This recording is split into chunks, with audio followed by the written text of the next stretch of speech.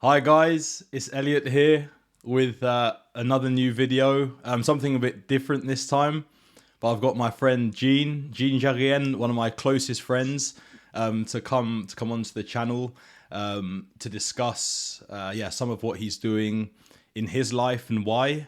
We're going to discuss things about purpose, touch on masculinity, and just general topics in that area because I think Gene especially has a great story. I've certainly learned a lot from him about myself, and I think you guys who watch this channel, there's a lot of value, in what we can all really learn from him. But yeah, Gene, before we get into it, how you doing, man? I'm all good, man. How about you? I was about to ask how often did you prep my pronouncing my last name, huh? Only took like 10 times, but yeah, all good, all Yeah. good. I've had lots of practice now anyway, so yeah. Yeah, Gene, good. So before we started recording, we discussed a bit about what I'm trying to do with this channel, and let you know, that I think a lot of the work that you're currently doing, in your Mm. I guess your project, that's really started to develop now. So yeah, do you just want to start off by talking a bit about FYP coaching, and yeah, we'll take it from there. Yeah, for sure, my friend. So FYP coaching, what I think the name does give it away a bit. It's focuses on coaching, and I mean, when did I start?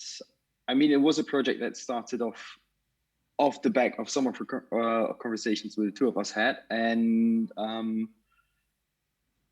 yeah, man, it's been 1 year now, and the focus is obviously on men, masculinity, and we you mentioned purpose. It comes back to my purpose.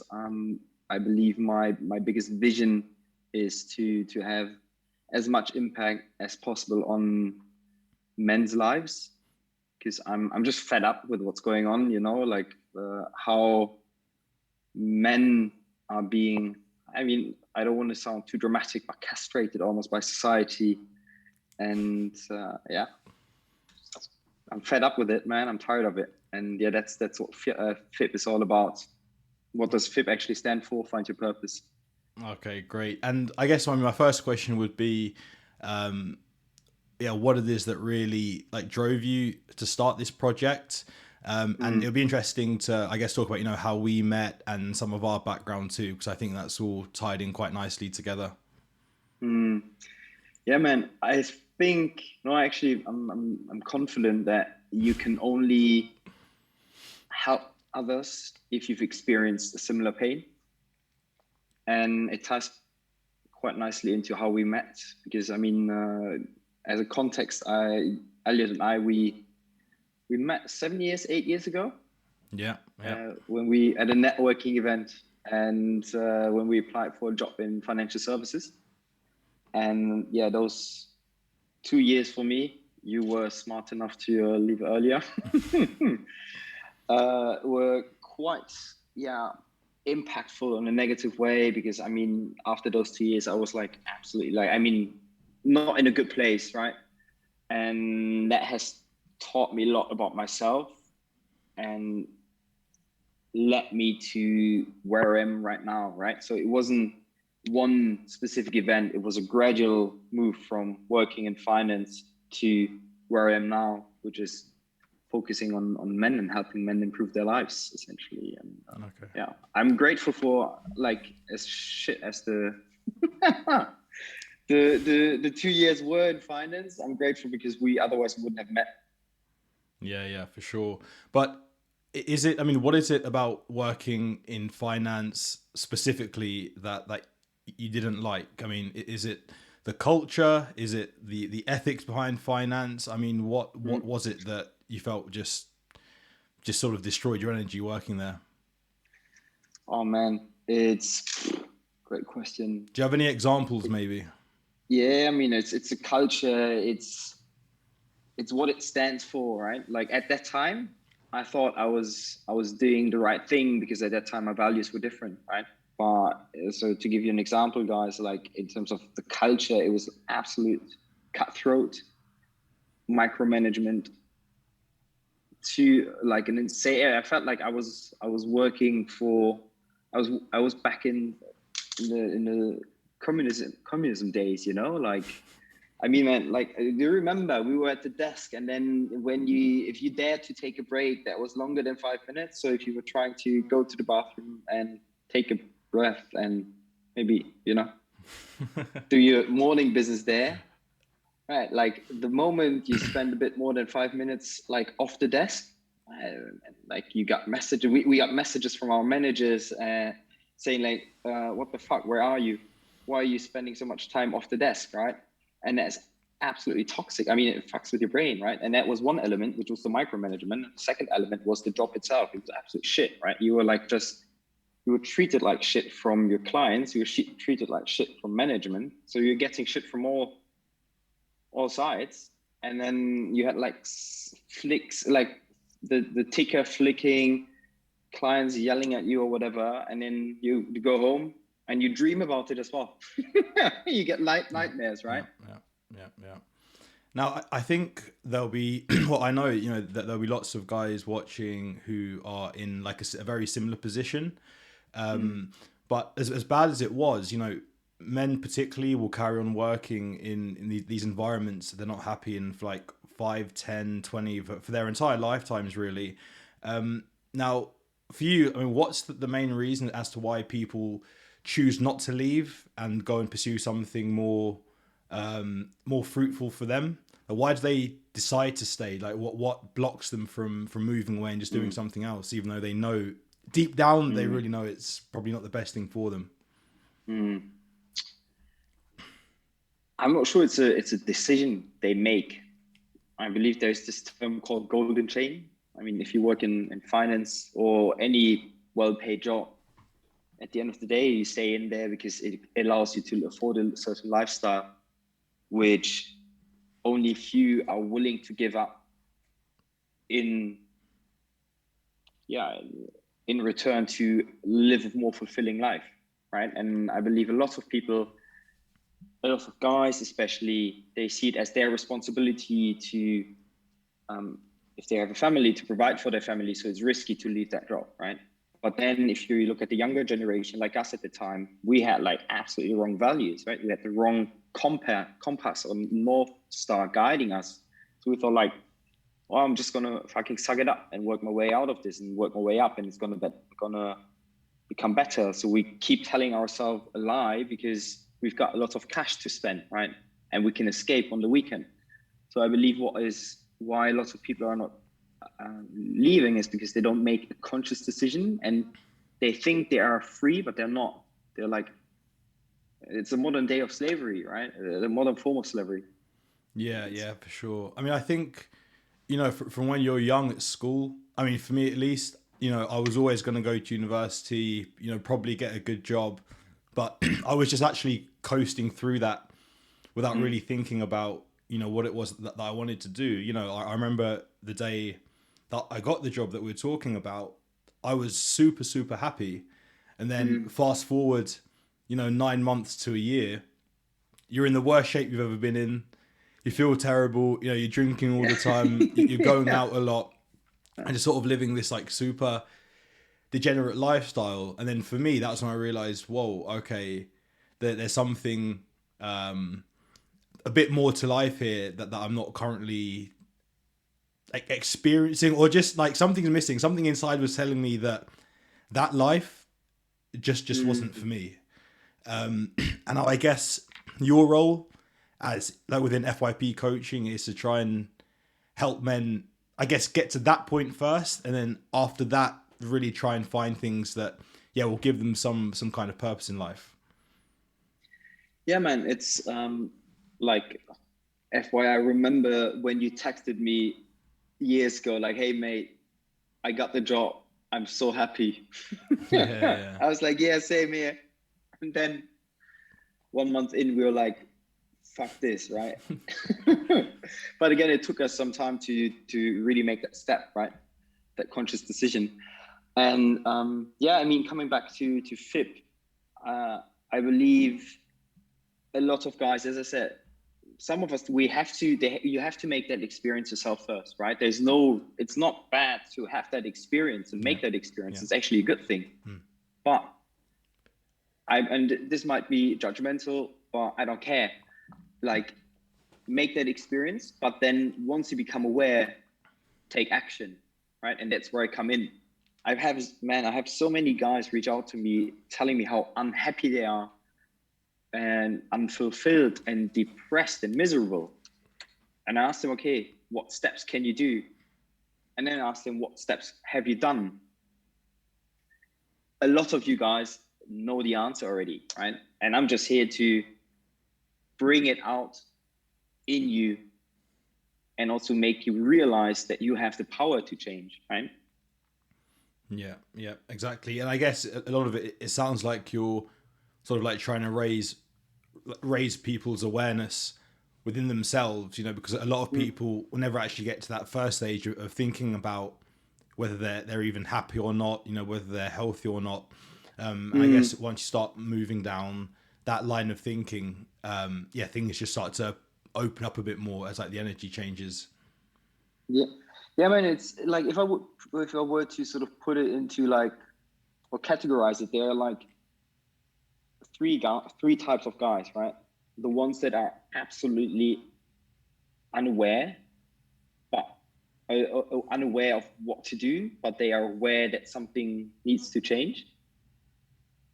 They simply don't know how. Yep. Then there are the guys who are aware that they want to change, but they just don't dare to change. So they need someone to sort of give them that confidence to make that step. And then the third ones who just are happy being miserable. And I like to work with the first two, not the last ones, because as much as we want to help a lot of people, but there are some people or some guys who are too attached to negative emotions. They just love it. Yeah, that's very interesting. I mean, which groups out of those three categories, which group would you say is the most like prevalent in your client base or in what you're seeing generally? In the beginning, it was more like the first one, but now I can see the second one shining through more and more. That might be because also my community has grown, so my sample size is increasing rapidly or massively. But it's mostly the guys who want to change, but they don't have the confidence to make it, and they don't have the guidance and clarity where exactly they want to go to. Okay, I see. So you essentially you can't help anybody that is completely closed off to changing, basically. No, you can't. I mean, you can't. Like, I'm not a magician, right? Like, if you don't want change or if you don't want help, then there's no way I can help you, right? And I can help you once you become aware that you at least are unhappy and there's an element of willingness to change, right? There's a minimum threshold that you have to bring in yourself as well. Otherwise, you can't be helped. And that's not only me, that's with anything in life, right? Like, you can go to a doctor and he prescribes you something. If you don't take it, then right. Yeah, for sure. Yeah, it's interesting because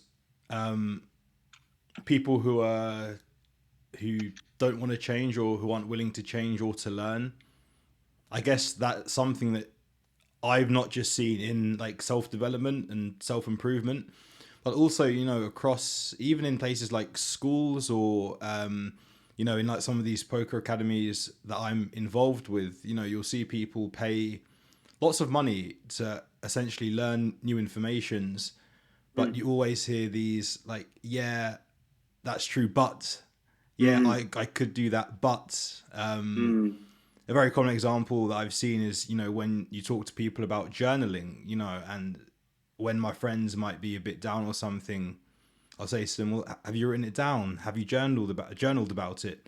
Yeah, but no, I don't have the time to do that. And it's like, okay, so this is something that will definitely help you. You're saying that you're really upset, but you're not willing just to write a few words about how you feel. So then for me, the question after that is always, well, how bad do you really feel if you're not willing to do something so simple to help? And then you get into this weird, like, self-sabotage cycle. I can't quite put my finger on it, but it's almost like people, like you said, Gene, are very happy just to stick with what they know, even though it's very negative and very bad for them. I mean, I guess probably you've experienced that with some of your clients. Yeah, man, it's as weird as it sounds, it's the certainty of knowing what they will feel, and that's why they stick with it. They know that they will feel shit, right? But at least there's certainty around the fact that they will feel shit. So that is more comfortable than tapping into using journaling as an example, starting to journal and then open up to the idea and the possibility to actually feel better. But that is uncertain because they might not know how it actually really feels. And they're like, subconsciously, they're like scared of that uncertainty. That's why they stick to that's why they stick to the known, essentially. So it sounds like essentially very scared to take the step outside of that emotional comfort zone they're in. Yeah, man, they're scared of change. As cliche as it sounds, they're scared of change. And a lot of people, because change means you will invite chaos into your life. Yes. They don't like that. Yeah. It can be positive chaos, but no. Yeah. No, yeah, that's very interesting in terms of inviting chaos. Yeah, I like that quite a lot. I feel like that's what I've done, since I left my job beginning of this year. But yeah, again, it's something you embrace. And, I'm actually at the point now where, let's say, I went completely broke or something, or I don't know, just something that, like, things don't go exactly how I want in the short term. Just very, very comfortable, like, with that, to the extent where it just doesn't faze me whatsoever. And the question that I always ask myself, which lots of people should, is, how bad really, can it get? At the end of the day, healthy, live in England. We don't live in, like, Somalia or somewhere like this. I can say at my parents' house, like, I'm never going to starve. Like, do you see what I mean? And people often have much more, like, pertinent things to worry about, if that makes sense. Yeah, man. It's, again, comes back to the lifestyle, right? They're scared of losing a lifestyle because they believe that lifestyle makes them happy. But again, that happiness is external, but it needs to come from inside. And you've cultivated the right mindset, man. Like there's this saying, you will never see an unhappy monk, right? They don't have anything, but they're fucking happy because it's intrinsic, not extrinsic, external. Yeah, exactly. And one thing I've also noticed that a lot of the time people try and live a life that they think others think they should be living, if that makes sense. So a lot of it is about just external, and you go to this place or wear these clothes or do this because that's what you want to be seen to be doing, as opposed to actually just doing just what you want to fucking do, Yeah, man. Now, Gene, one thing that I did want to touch on was on your own personal sort of development story. So obviously, you're German, you grew up in Germany, raised by your grandma. And the reason why I want to bring this up, because we were discussing this a couple of weeks ago in the park, and it really hit me how aware of, like, the changes you are that you've gone through, like what you were like and why, and now what you're currently doing to start changing some of those, like, habits and mental blocks that you had. So, like, for the guys, could you just touch on that a bit? Reveal as much as you want to, but I think it's very powerful. Okay, well, cut me off out when I'm talking for too long, right? So I'm going to try to keep it as short as possible. So for you guys to know, like, I was born and raised in Germany, but by my grandma, so not by my parents. So 7 days after I was born, my grandma took charge because my parents were not feeling the responsibility. They were not feeling it, apparently, right? So whatever, different story. So essentially, my grandma took the responsibility and became my mom essentially. And after 16 years or 18 years, I decided to study abroad with some guidance of my mom, who started to step in a bit. But again, what you see here is there no father to guide me, right? Lack of masculine energy, and I was completely dominated by feminine energy that raised me. That's very important to know. You'll find out in a minute why. So I started studying abroad and lived in the Netherlands, lived in France, so Paris, then Belgium, Brussels, and then made my way to live in London 8 years ago. Moved to London to do my master's. But all of this was guided by the fact that I believed I need to do those steps because everyone else was doing those steps, right? And my value system was heavily impacted by the way I was raised, for instance, by my grandma and by my mom, right? So I ended up doing something which now I know wasn't something I really wanted to do, but I did it because society was providing me with the right path, right? Which was, I need to go into finance because at that time my values were prestige, money, and fucking status, without realizing how fucking depressed I was, how miserable I was. And also what's something extremely important, and that's what I'm really proud of. Elliot, you know me, like 10 years ago, for instance, or like 12, 13 years ago when I was in high school, like I was not confident at all. Like I couldn't even hug a girl, right? I mean, I had like some interactions with girls, but I was really uncomfortable doing this, right? I was also an absolute psychopath in my relationships, right? So bless those girls. And that has completely changed. Why? Because I've detached myself from my past and worked fucking hard on myself. And had really tough conversations with myself. Journaling helped a lot. Where you're like, what the fuck? Why are you feeling this way? What is it? What's triggering this? Yeah. And here I am today. Was that like concise enough? I'm not sure. Yeah, no, very good. But I mean, what was it? Was there a specific moment that triggered this sort of reflection? Was it a gradual thing? Gradual. Yeah, over time you realized?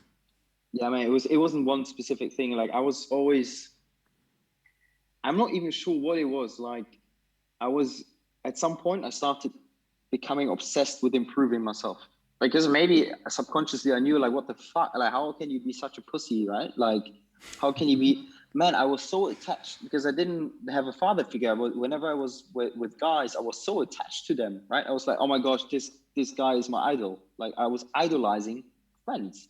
Then on the other side, I was super needy with women, obviously, because I didn't have the love from my mom, right? And I realized that I was like so fed up with myself, like, going through experiencing those emotions, those negative emotions, right? Because I always developed an attachment. And once you develop an attachment, that's absolutely negative, right? So unhappy with that. And then it took me years to really understand what was going on there. And I mean, I don't want to give advice, but what has helped me was really going to a different country by myself. No friends, no relatives. And I've always done that now. England, Netherlands, France, Belgium, always by myself. And that helps you develop that confidence. And you also get to spend a lot of time with yourself because you're all by yourself.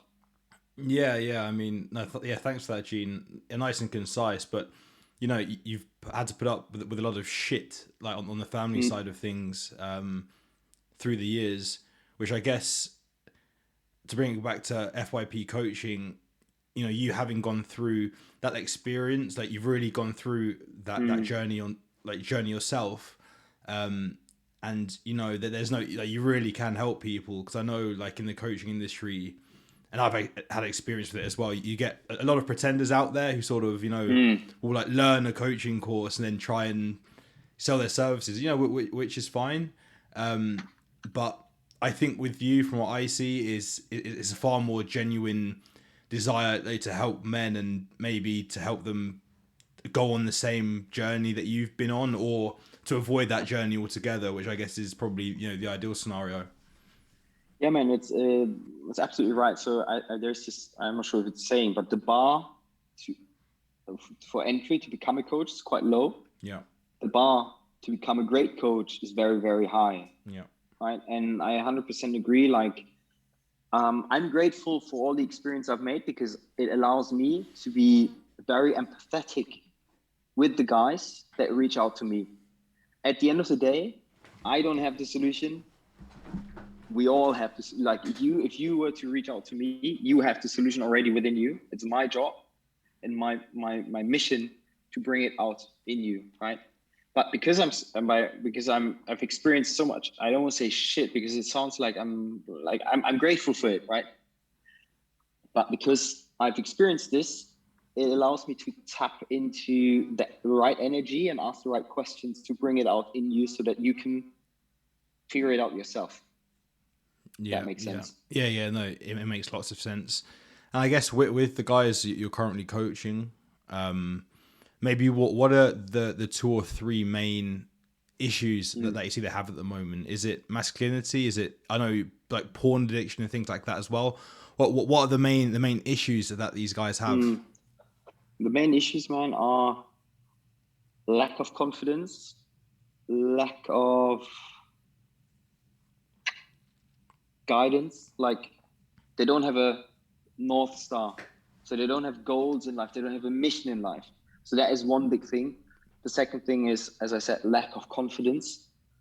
And that lack of confidence is because they haven't been raised with the proper father figure. There are so many attacks on masculinity right now. They're completely confused. They have no idea what it means to be a man in the modern days. And then the third one is, I'd say, like, I mean, you mentioned porn. I guess, or women, maybe they come to you with issues around that.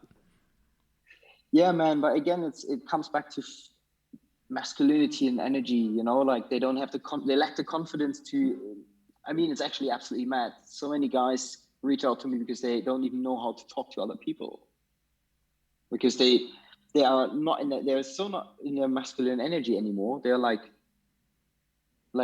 they're intimidated by everything, right? So again, like, in a nutshell, it's lack of purpose and lack of confidence, and being unable to speak to women or being addicted to porn are just symptoms of those 2 core issues.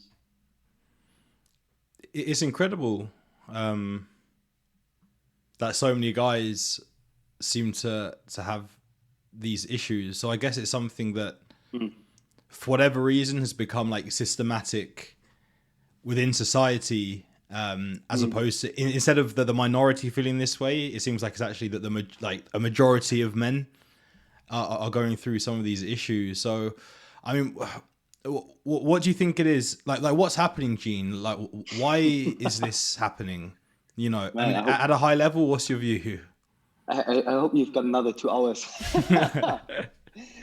Man, I literally this morning posted about it on my Insta account, and it's a systematic issue now, right? Like, you've got, for decades now, masculinity is being absolutely attacked by radical feminism. I'm going to call it radical feminism, right?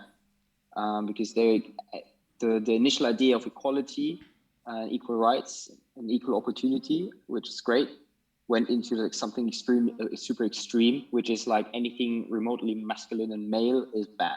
That's where we are now. So why do I say that this is a systematic issue now? You enter a school system, like from kindergarten on, boys are told not to be loud. Boys are told not to fight. They're not going to kill each other at the age of 3, right? They're just going to play a bit. It's playing, right, for boys. So that's where it starts. It starts in the kindergarten. Then they go to the school. They go to school, and then most of teachers are actually female teachers. I think 70% of teachers are female, right?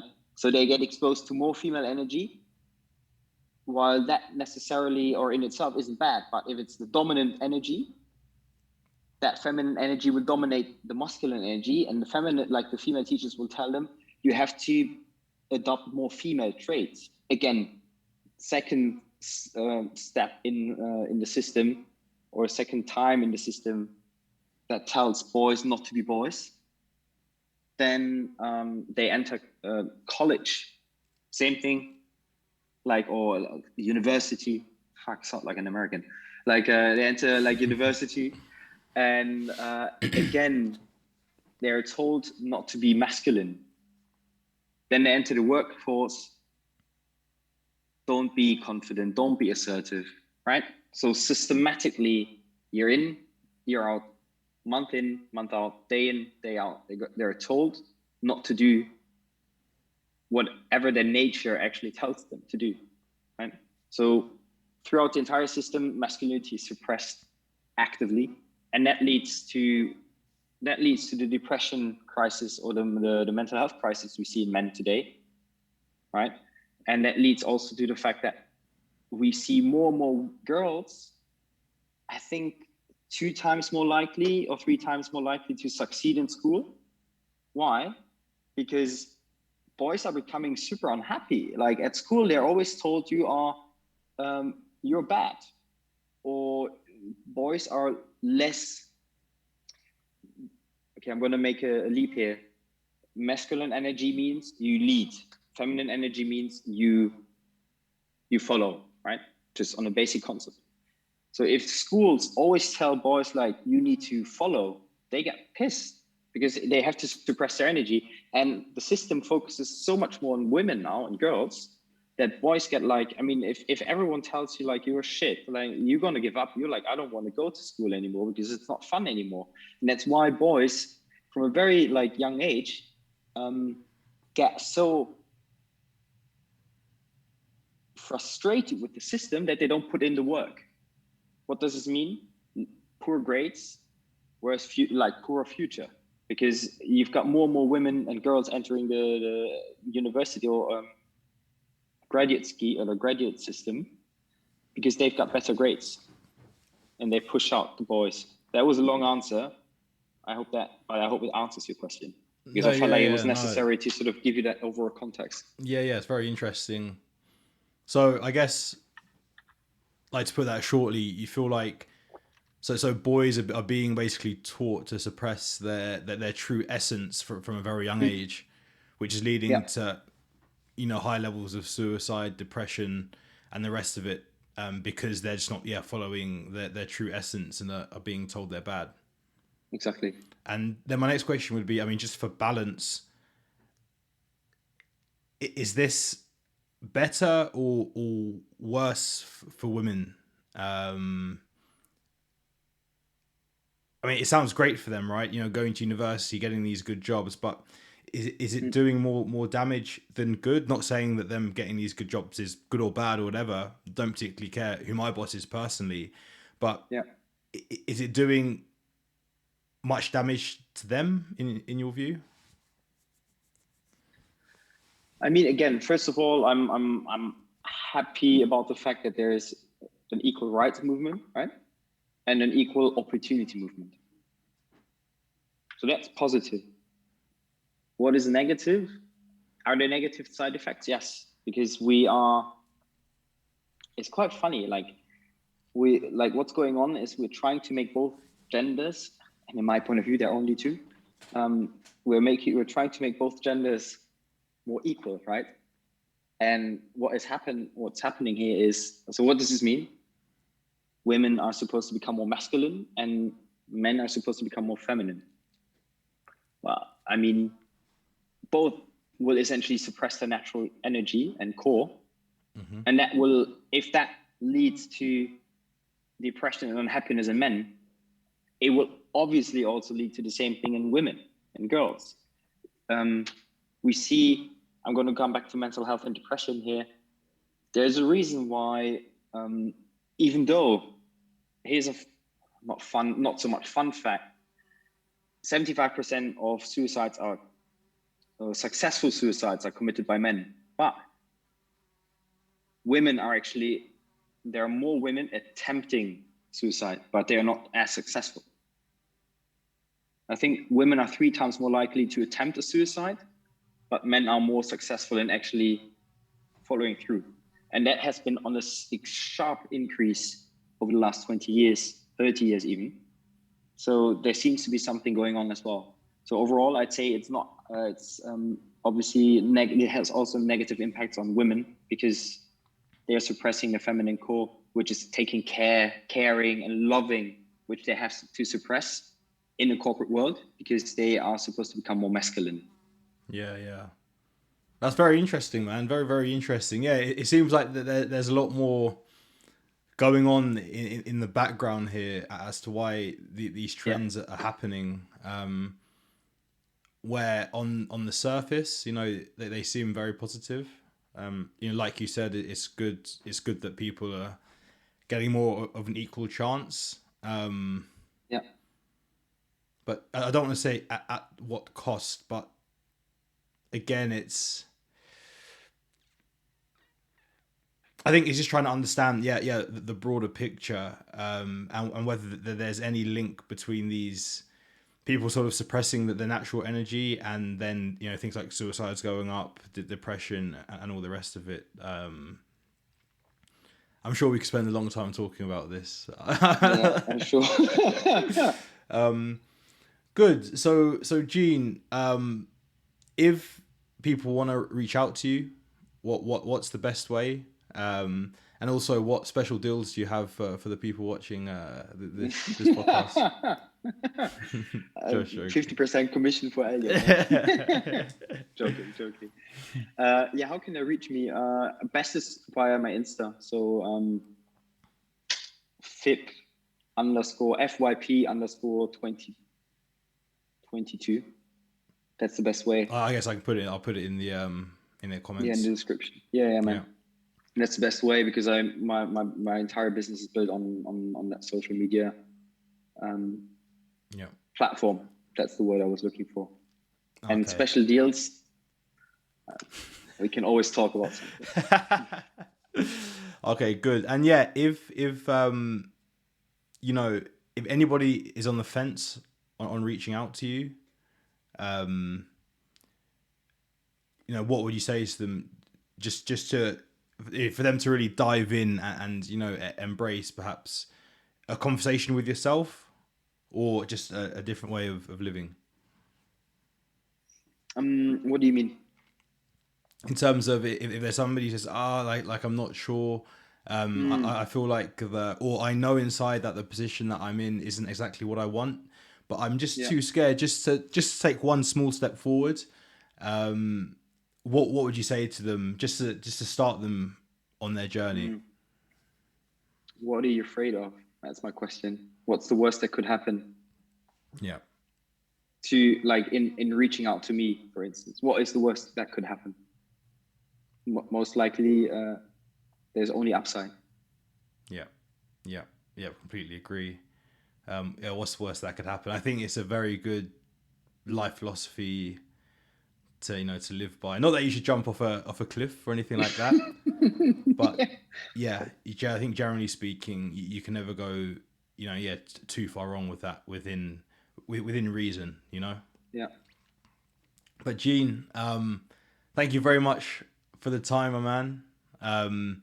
I hope that people who watch this certainly took something from it. I know that I've taken a lot from it, and Gene and I spend a lot of time talking about our principles, our values, our futures, what we want, relationships, and whether this resonated with you or not. I think you should always spend time talking with your friends or your brothers or whoever about this stuff, because it's just so super important, and you'll find that once you start defining exactly what your life values are, it's a very good sort of mechanism to get you moving towards what your actual purpose is and what actually makes you happy. Whereas if you don't discuss these things, the question you have to ask yourself is why, and why isn't it that important to you? So I'll leave it on that.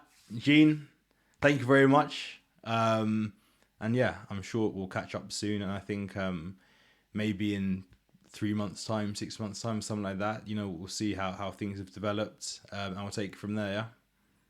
Yeah. Fantastic, my friend. All right, man. Thanks for having me on. Huh? Cheers, Gene. Catch you soon. See you, man.